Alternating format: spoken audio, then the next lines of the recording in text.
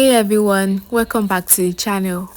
Today I will show you how to take a professional quality passport photo with your iPhone.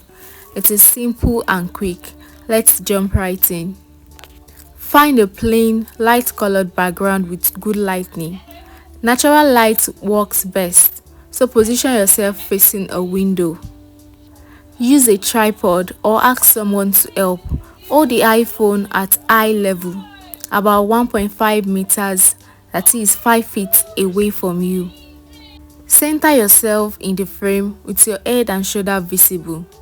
Make sure there is space above your head and your face is well lit. Take a neutral expression looking straight at the camera.